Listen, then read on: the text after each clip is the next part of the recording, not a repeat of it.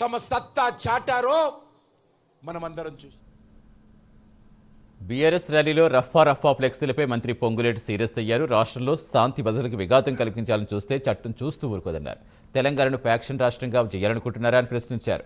పేదలకు ఏం కష్టం వచ్చిన రఫా అంటూ ఫ్లెక్సీలు కొడుతున్నారని ధ్వజమెత్తారు.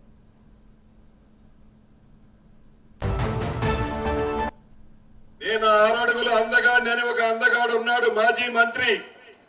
నిన్న ఒక దగ్గర ఒక ధర్నా చేస్తూ ఫ్లెక్సీలు పెట్టుకొని ప్లేకార్డులు పెట్టుకొని రప్ప రప్ప రప్పట. ఏంటి రప్ప రప్ప రప్ప? దేనికి రప్ప రప్ప రప్ప? ఏం చేయాలనుకుంటున్నావు? ఈ రాష్ట్రాన్ని ప్రశాంతంగా శాంతి భద్రతతో ఉన్న ఈ తెలంగాణ రాష్ట్రాన్ని ఫ్యాక్షన్ రాష్ట్రంగా తయారు చేయాలనుకుంటున్నావా? ఏంది నీ అసలు ఉద్దేశం? ఏమి పేదోడికి ఇబ్బంది అయిందని రప్ప రప్ప రప్పండి, టింగ్ టింగ్ టింగ్ న డబ్బులు పడుతున్నందుక రప్ప రప్ప. కాబట్టి శాంతి భద్రతలను కాపాడే దాంట్లో ఈ ప్రభుత్వానికి చిత్తశుద్ధి ఉంది. ఎవరైనా శాంతి భద్రతలను విఘాతం కలిగిస్తే ప్రజలే వాళ్ళకి బుద్ధి చెప్తారు. గతంలో చెప్పారు, మళ్ళీ చెప్తారు. మాజీ ముఖ్యమంత్రి గారు, అయ్యా మాజీ నీటిపారుదల శాఖ మంత్రి గారు, ఏం కమిషన్ మిమ్మల్ని పిలిస్తే మీరేమన్నా పైనుంచి దిగొచ్చిన దేవుళ్ళ? తప్పు చేశారు కాబట్టి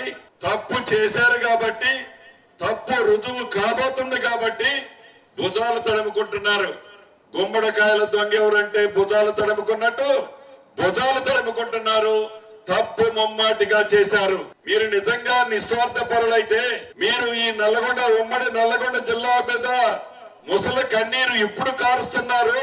ఏదైతే ఆనాడు దివంగత నేత వైఎస్ రాజశేఖర రెడ్డి గారు ఏదైతే సొరంగ మార్గాన్ని ప్రారంభిస్తే జలయజ్ఞంలో భాగంగా గ్రావిటీతో శ్రీశైలం నీరు ఈ పోరేడు ప్రాంతమైన నల్లగొండ ప్రాంతం సస్యశ్యామలం అవే ప్రాజెక్టుని ఏనాడైనా మీ 10 సంవత్సరాలలో ఆనాటి దళిత తెలంగాణ రాష్ట్రంలో ఆ ప్రాజెక్టుని పూర్తి చేయాలని కనీస విజ్ఞత జ్ఞానమైనా మీకు వచ్చిందా?